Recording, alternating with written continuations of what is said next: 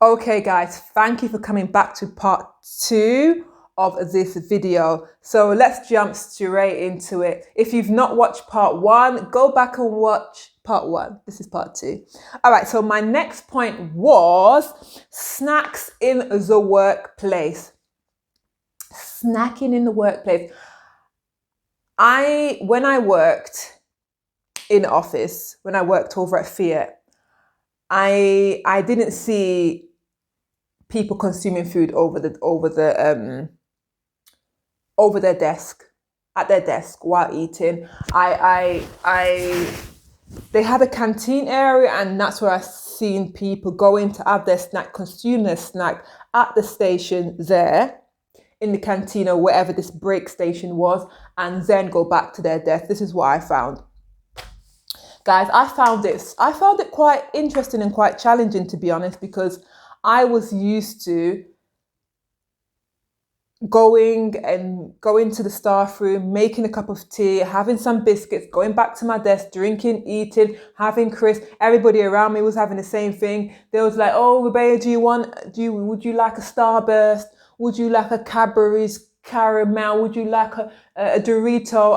I had all of that when I was in the workplace. Everybody, ate around the desk or whatever.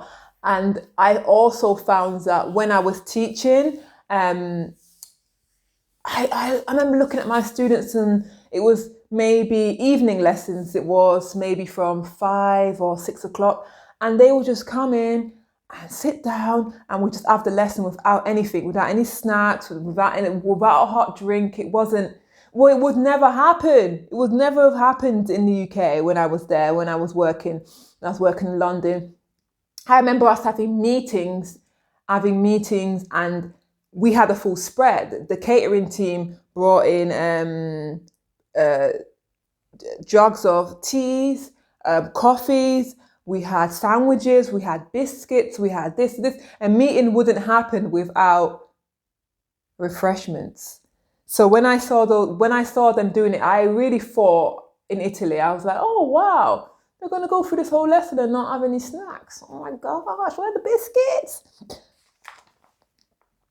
Where are the biscuits? Yeah, right. Next point is when I'm in Manchester, in London, I see people walking around with coffee cups, Starbucks, Costa, all those franchise brands walking around. It's almost like a little bit of a fashion statement sometimes to walk around with a coffee cup. And here, I hardly see it. I hardly see people walking around with coffee cups. Maybe never. And if they are, they're probably tourists. Because like I said before, the coffee is pretty much just consumed and you go. And the promotion of those big chains like Starbucks and Costa, they don't say they don't like to promote it, but they prefer to not support the chains. Or they opt for different things rather than these big, conglomerate chains. This is basically what I'm trying to say to you. So walking around a Starbucks cup is like, okay. Right. All right, let's go back to this point. I feel sometimes, or in the beginning anyway, I felt quite nervous to cook for Italians, because I know that they are particular. And also, I'm just cooking for different people. So I found it very, I tried my best not to, for as long as possible, not to cook for anybody or not to cook for my in-laws. And even now, when I do cook, I probably prefer to cook with my boyfriend, especially if we're going to do an Italian dish, 100%. But yeah, I was a little bit nervous to cook because I know that they have a lot of rules, and they have things that they like. So I was nervous. I was nervous. But now I feel a bit better. And also, you notice in Italy, when you cook and the person has the first bite, I always notice that they say buono, buono, buono, oh buono, buono, buono. But if you don't get that buono, what happens? Does it mean the food is not nice? And I noticed that Italians do it without even knowing that they do it. They taste it and then they compliment the food. They taste it and they say something about the food. And I think it's, this is an important point. I think it's very respectful that if somebody does cook for you, that's probably the perfect time to say something at that point. Taste it. And buono. If you don't say it's good, say something. Give a compliment about the food. Say, or ask a question. Like, even if you don't really like it, say, where did this pasta come from? Say something. Ask a question, because food is very much valued and time and love is put into it. So say something. You haven't got to lie. Ask a question. Do something. Right. So yeah, after the first bite, buono. But to be honest with you, my in-laws are so chilled and so nice that even if I make pasta bianco, white pasta with some olive oil, and they'll still say, they still appreciate my efforts and stuff like that. So I got it good like that. Eating on the street, you don't see it that often. People have like eating a pack of Walker's crisps, like walking and eating, having a big donut and on the run, eating sandwiches on the bus, eating sandwiches on the train. Somebody said to me, I don't know, I'm confused if it was on Instagram, if it was on TikTok, or if it was on this platform. Somebody said to me that when they went to London and they were on the metro, they saw someone eating sandwiches with their hands. It happens. Yeah. All right. I don't know if I said this already in the last video. Italian people, from what I can see, they think before they eat. They think before should I eat this now? Or should I not eat this now? If I eat this, is this going to ruin my appetite? Is this going to mix well with the next thing that I eat? They think. Right. So let me talk about this now. My boyfriend, when we first started today, he came over to my house and I was like, okay, he didn't eat at my house. Only maybe little things, but for the most part, he didn't eat and I found it a little bit strange that he didn't eat when he came to my house, any food or anything like that. I found it strange. But again, he ate at meal times, so therefore he planned it out so that he would come to my house after he ate. So he'd come to my house after lunch, so he was already full. He'd come to my house after dinner, he was already full. And there's no need to snack, taste, or do anything like that. There was just no need for him. But for somebody that didn't really know about that, I was like, oh, interesting. But I also think he was sizing me up too, trying to see what I was about, because he'd heard things about foreign people and the way that they cook and whatever. So he was like, maybe. I'm not saying that he did. Maybe he heard things. So he was kind of like sizing up the way that I was cooking. I would be like with my pasta at 9 o'clock. 10 o'clock, eating my pasta, eating whatever time. And then, because maybe I got home late from work. And then one day, I was eating pesto pasta with, what's that thing called? Those green things, olives. And he goes, what are you eating? And he looked in my plate and he goes, oh, didn't say anything. The next time another time he came to my house and I had gnocchi. But guys, honestly, I never had gnocchi before. This was the first time me having gnocchi was when I came to Italy. I never had gnocchi. To be honest with you, before I was never really experimental eater anyway.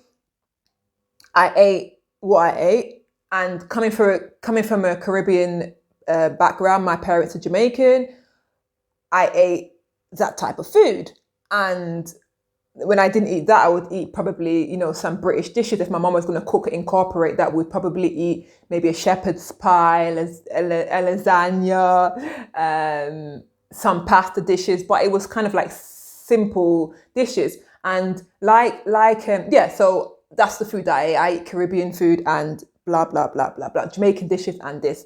So when I came here and they had the gnocchi, I never had gnocchi before. So when I went to the supermarket, I got the gnocchi and I cooked the gnocchi and I put the gnocchi maybe I couldn't read the instructions too. And I put the gnocchi in a soup. So, the gnocchi in a soup. I laughed at myself. And then my boyfriend came and then I was eating it. I was like, do you want to try? Do you want to try some of this? And then he goes, he looked, oh my dear, no, Rebecca, no, it doesn't go in the soup. It's a gnocchi. It's supposed to be like this. It's supposed to be like that. In my mind, I don't know. I just must have thought it was just potato and it could go in soup. I don't know. From then, I think I lost a lot of trust. I lost a lot of trust with my boyfriend on this occasion. I think I'm not sure. I'm not sure if he's forgiven me. I'm not sure if I've been forgiven, guys. Sometimes he still tells a story, and of my other things that he saw me eating. So, yeah, that's what happened. Anyway, moving on. Bottled water is very much, it's a thing here. Lots of bottled water, and especially what's different is fizzy water, frizzante. And they always ask you in the restaurant, do you want naturale or frizzante? Before coming to Italy, frizzante, I don't particularly like frizzante anyway, but before coming to frizzante was like the drink, like, oh, really?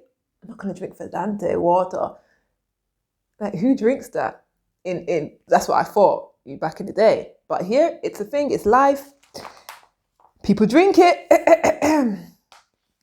Right. Plans are made. Yeah, plans are made around food. So, for example, you could say to your friend, Maria, do you want to go out? And Maria will be like, before dinner? No, do you want to go before or after lunch? It's around lunchtime. Let's go at 1. Oh, so you want to go before lunch, so we're going to have lunch when we go there. Can you not grab something on the go? We're going to have lunch before or we're going to have lunch after? Okay, you have lunch. You have lunch and we meet after lunch. Okay, we meet after lunch. And we're going where? Oh, yeah, we go to the Duomo, look around the Duomo, and then we see how we get on there. So we're going to have dinner out. Are we going to be back before dinner? We're going to be back after dinner.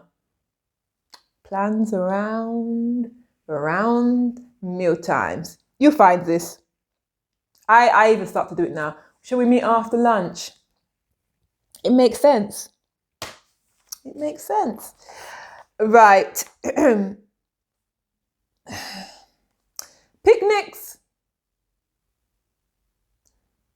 I'll ask you a question for Italian people who are watching this. Do you like picnics? You like going for picnics? I wonder about this. I do remember asking my boyfriend about going on a picnic. He's not a big lover of picnic. We've been on picnics in the beginning. No. But let me ask you, do you like going for picnics? Eating on the grass with a cloth on the floor and eating there? You like picnics? Next, the last one. Tea for me is like a language of love. If I'm offering you tea, it means I want you to feel comfortable, let's bond. And tea very much where I'm from is something that we do. We do it when we're having a chat with our friends. If your friends came over and she was in distress or he was in distress, you'd be like, okay, let me put the kettle on first. If somebody called you and they wanted just a chit chat with you, you'd be like, okay, let me get the kettle on and then let's have a cup of tea and then we meet in 10 minutes. Yeah, we meet up in 10 minutes. Let's go for a tea break. It's important. So when I came here and I realized that tea wasn't a priority, it hurt my feelings, it hurt my soul, in fact, guys. And it's still sometimes a little bit hard to get my head around. Sometimes I'm like, my boyfriend, yeah, tea. Do you want a cup of tea? No. You want a cup of tea? No, thank you. Just say yeah, or then he'll think about it. And then when he does say yes, I'm like, yes. But tea is pretty much associated here with, I find when people are sick, they have tea. They'll be like, oh, okay, let me have a mint tea or I have a chamomile tea. Definitely not an English tea with milk. That's not going to happen. That's not that common to add milk to teas or something like that. So tea will definitely take a backseat when socializing. I still love my tea. I've got a kettle here, and you'd also find that a lot of Italians don't have kettles in their house. You know, I don't really like to generalize. I say some do, some don't. But what I found is a lot of them don't have kettles in their house. Whereas if you were to go to the UK, period, I think it'd be difficult to find a house without a kettle. All right, the last point is when Italian people are sick, or when I was working in the school, I realized that when the kids were sick, the protocol was to give them white food. So pasto bianco, so white pasta, maybe white pasta with olive oil. And this is what they were with anything. They had a tummy bug, they had a pain in their neck, a pain in their shoulder, it would be white food. So it would be that, I think, plain white rice. It would be, I don't know if they would have plain white bread. But a lot of it's like white carbs because they believe that it helps and it's something simple and it doesn't maybe hurt the digestion. I don't know the full belief around it, but I went to hospital last in February, and I had everything was white. They gave me white mozzarella, a big cube of mozzarella like this, minestrone. Or everything was white. What's that? Parmigiano, white. Breadsticks, white again. Everything that I ate was white. So there's that thing, it's like when you're sick, have something white because it helps. I noticed that. Right, so that in regards to food, I think is everything. And on the last point, I'm going to say that Italian people will say to you that their food is the best, right? They'll argue this point that it's the best. Sometimes I just think I've come to the conclusion now that they just do it for laughs. I do believe that some people, yeah, they do it for laughs sometimes, just to get a reaction, or just or it's something that they believe, and that's fine. That's fine. It's fine, you know. Whatever. So yeah, and the last point is enjoy what you eat. And if you have any thing to add to this video or any points to elaborate on, please let me know in the comment section below, because I'm very intrigued to see what you've come across in Italy, or if you've noticed any of my pointers. I'm pretty sure that I've missed them out. I'm sure that next year I'll have another list with more pointers on there. And, you know, it's all about being, when moving to another country, being, what's the word? Flexible, taking on new things, not being stubborn, learning and growing. And that's what I'm about. And also, at the same time, still trying to keep your traditions and your traditions going. So it's all about finding a nice mixture. But maybe I'm going to do a video about dating and, you know, dating in Italy and finding the right type of balance between, you know, the Italian culture and whatever your culture might be. So yeah, anyway, guys, thank you for watching this video or these videos. If you haven't watched one, go back to that one, and ciao for now. Ciao.